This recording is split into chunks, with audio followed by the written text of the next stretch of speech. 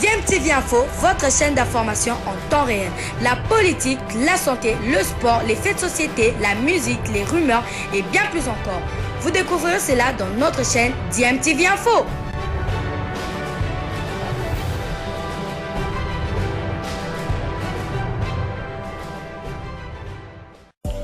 Vous êtes sur DMTV, bonjour ou bonsoir, tout dépend de l'heure à laquelle vous nous suivez. Tout plaisir est pour nous de vous retrouver, mais surtout de savoir que vous êtes nombreux en train de suivre votre chaîne YouTube DMTV. DMTV qui vous propose l'actualité, vous propose également des analyses et des réflexions sur des sujets d'actualité, sur des faits sociaux, tout simplement sur des réalités que nous observons ici chez nous en République démocratique du Congo.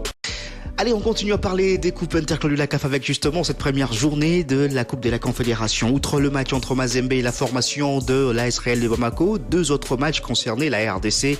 Le nul, 0 but partout entre la SEC Mimosa de la Côte d'Ivoire et le Daring Club Motema Pembe des Saint-Pierre ramène donc un point de son déplacement en Côte d'Ivoire dans le même groupe. Le groupe B, Diable Noir du Congo-Brazzaville a étrillé River United du Nigeria sur le score de 3-0. Le dernier club congolais qui a joué en Coupe de la Confédération, c'est le FC Saint-Éloi Lupopo.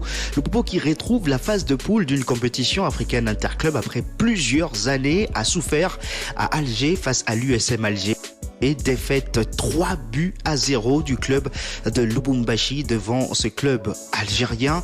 Et oui, il a manqué beaucoup de choses à l'équipe, selon son entraîneur. Aussi, cette absence du championnat a beaucoup pesé sur les joueurs. On écoute Mohamed Bagassouba. Nous sommes tombés sur un très gros morceau, Isma quand même. Et compte tenu du fait que nous avons manqué d'aller dans le duel et de gagner le duel.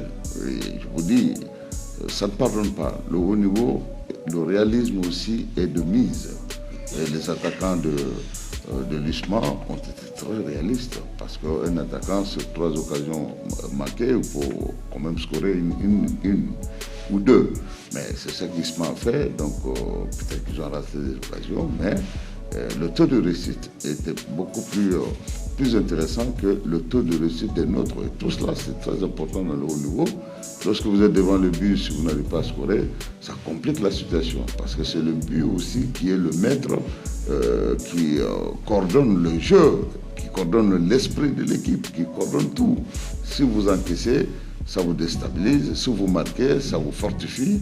Et finalement, nous avons été complètement déconcentrés parce que nous n'avons pas pu être réalistes. Et nous avons encaissé des buts qui ne sont pas des buts qu'on devrait encaisser si on était réellement présent dans le but. Les joueurs ne sont pas en jambes.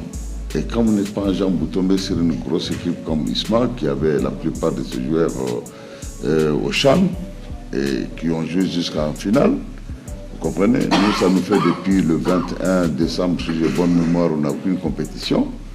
Alors, nous tombons sur une grosse écurie comme Isma où tous les éléments étaient en finale presque. On devrait quand même faire une amende honorable aujourd'hui, même si on devrait être battu par un score pas comme celui-ci. Bon, c'est le football, hein. C'est arrivé et nous allons rencontrer une équipe qui a pris 4 buts également. Bon, pour nous, on met les pendules à l'heure, c'est-à-dire c'est les deux vaincus qui vont se rencontrer. Et je crois que nous devrons mettre de l'eau dans notre vin, ne pas se déstabiliser plus davantage et ne pas aller aussi à la va-vite. C'est-à-dire comprendre que le football, vous pouvez rater votre début et puis gagner les choses. Nous avons vu l'équipe d'Argentine en Coupe du Monde, l'exemple le plus récent c'est cela, qui a fait une très mauvaise entame de la Coupe du Monde et qui est arrivé à bout. Donc il faut toujours y croire. Je crois que ce serait le discours qu'il faut tenir devant ces jeunes gens qui n'ont pas démérité du tout, mais il faut galvaniser les esprits, remobiliser la troupe pour pouvoir faire face à cette équipe qui est aussi certainement à des valeurs et qui a aussi certainement commis des erreurs et qui va aussi corriger ces erreurs comme nous les avons commises aujourd'hui et que nous allons aussi corriger. Donc ça va être un match de va-tout parce qu'il faut tout faire pour sortir la tête de l'eau. Nous avons travaillé, c'est vrai que les joueurs étaient au CHAN. Moi je suis nouveau dans le club, je viens d'arriver. J'ai travaillé avec un groupe et la dernière semaine je reçois les internationaux. Il fallait refaire le travail, il fallait essayer d'inculquer ce que je voulais moi pour le club. Pour le match, nous n'avons pas joué contre des manchots.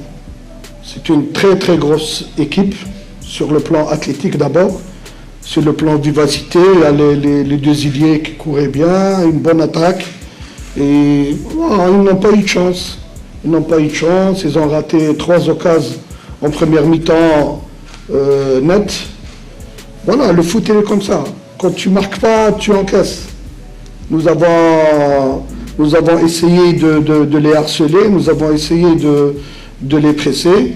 Mais encore une fois, c'est une très très bonne équipe. Voilà, c'était là le coach de la formation du FC Saint-Éloi, Lupopo Mohamed Magasuba. Le groupe qui n'est concerné par la RDC, c'était le groupe C où ASCO du Togo a fait jeu égal d'un but partout contre Futur FC de l'Égypte. Pyramide FC de l'Égypte a été tenu en échec par l'AS Phare de Rabat du Maroc, 2 buts partout.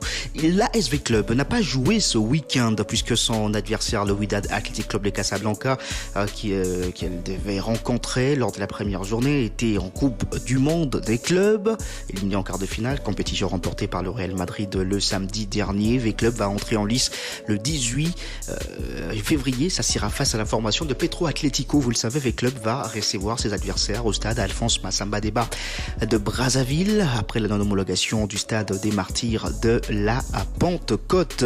Et puis, l'AS V-Club, les autres clubs congolais de la Coupe de la Confédération joueront leur match de la deuxième journée le 19 février. Le tout-puissant Mazembe, qui a gagné son premier match, sera reçu par la formation de Young Africans de la Tanzanie, qui a été battu lors de son premier match par l'US Monastir 2-0. Le FC Saint-Éloi Lupopo va tenter de se relever face à la formation de Marumo Gallant. Marumo Gallant qui s'est imposé dans son premier match sur le score de 4-1 face à Al-Akhdar de la Libye. Le Daring Club Motema Pembe va donc tenter de prendre la première place de son groupe en enregistrant une victoire devant la formation Le Diable Noir du Congo-Brazzaville. Desampé va recevoir tous ses adversaires à Luanda au stade du 11 novembre. Desampé également qui ne jouera pas à Kinshasa puisque le stade de Martyr n'est pas homologué. Le Popo recevra, je le rappelle, Marumo Gallant, ça sera au stade Lévi Mwanawasa de Ndola en Zambie. Le Popo qui, comme tous les autres clubs de la RDC, n'ont pas souhaité jouer au stade TP Mazembe. Pourtant, Mazembe était prêt à céder son stade à tous ces clubs de la République démocratique du Congo. Juste pour rappel, dans le groupe de l'ASV Club, il y avait un match qui s'est joué le week-end qui vient de se terminer. Petro Atlético, le prochain adversaire de V-Club, a été tenu en échec par la jeunesse sportive de Kabylie sur le score de 0 but partout. Bilile le kamalo bana ebele.